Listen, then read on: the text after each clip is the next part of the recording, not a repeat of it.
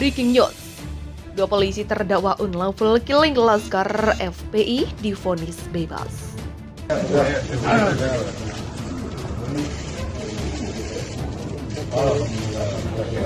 Kalau tim penasehat bang, kalau kamu sama tim penasehat bang, abang ini.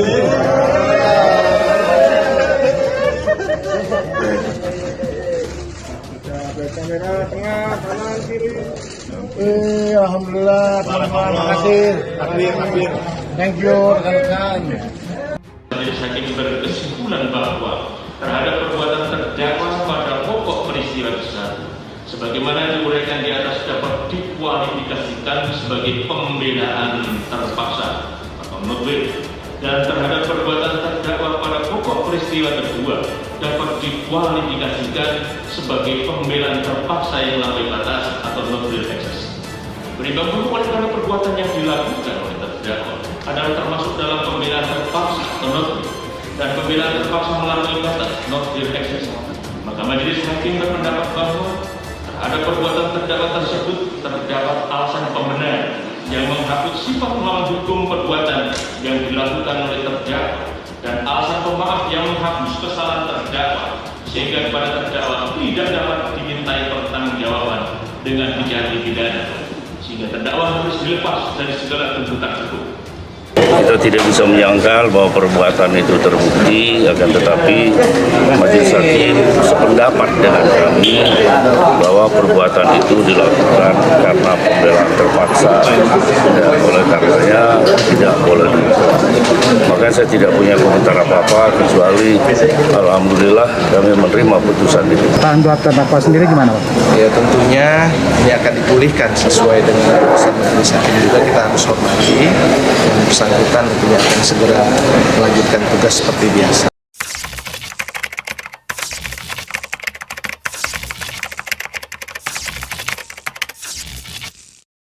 Suara.com, Polda Metro Jaya memberikan tanggapan positif atas putusan Majelis Hakim Pengadilan Negeri Jakarta Selatan yang memvonis bebas dua anggotanya, Bribtu Fikri Ramadan dan Ibda M. Yusmin Ohorela, selaku terdakwa dalam kasus pembunuhan di luar proses hukum atau unlawful killing terhadap Laskar Front Pembela Islam FPI.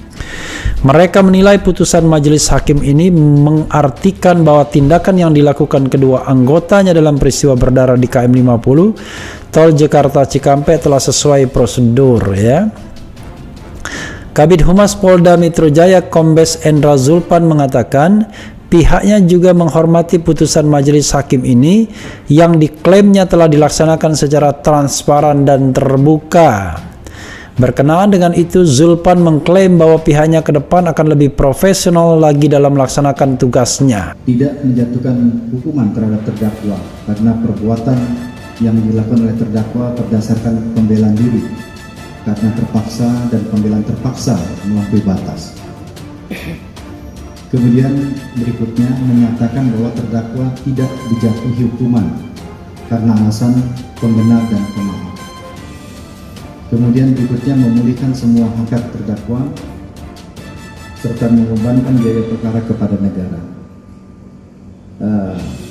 Dalam artian itu poin-poin penting dari putusan yang dibacakan majelis hakim, sehingga membebaskan terdakwa dari tuntutan yang sebelumnya dituntut oleh jaksa penuntut umum. Terkait dengan hal ini, Polda Metro Jaya memiliki sikap.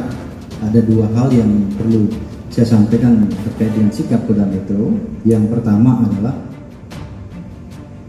Polda Metro Jaya menghormati putusan pengadilan yang sudah dilaksanakan secara transparan dan juga terbuka.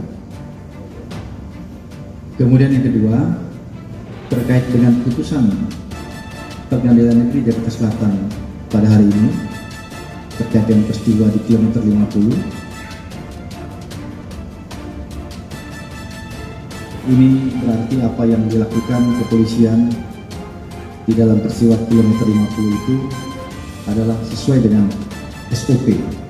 Ya, sekarang kalau kita lihat pengamanan gitu kan, balik lagi itu SOP tadi kan juga disinggung.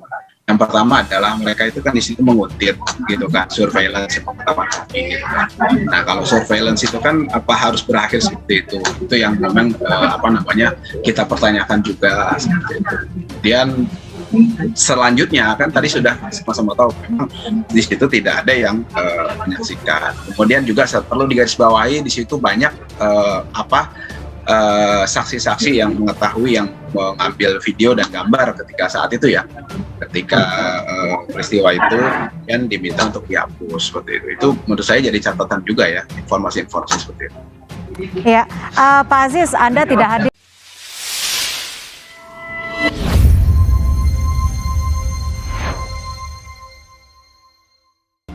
Breaking news. 2 polisi terdakwa unlawful killing Laskar FPI divonis bebas.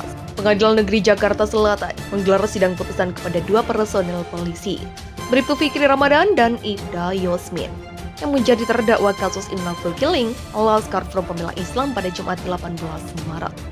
Dalam sidang putusan, kedua terdakwa divonis bebas oleh majelis hakim.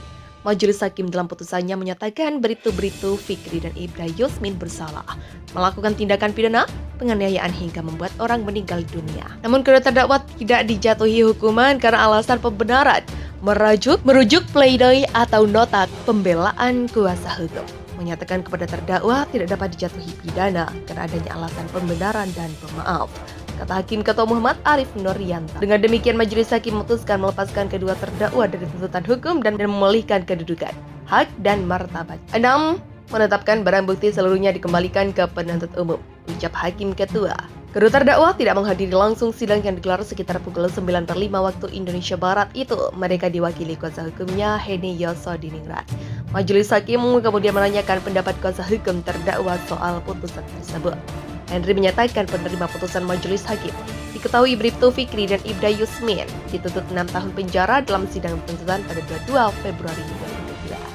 Menuntut agar majelis hakim PN Jakarta Selatan yang memeriksa mengadili perkara ini untuk menyatakan terdakwa secara sah dan meyakinkan melakukan tindak pidana sebagaimana dakwaan, sebut jaksa. Dalam tuntutannya, jaksa menyebutkan Yasmin dan Fikri sebagai anggota polisi telah abai dalam menggunakan senjata api, menjatuhkan pidana terhadap terdakwa dengan pidana penjara selama 6 tahun dengan perintah terdakwa segera ditahan, ucap jaksa. Tim kuasa hukum kedua terdakwa kemudian memutuskan untuk mengajukan pledoi atas tuntutan tersebut.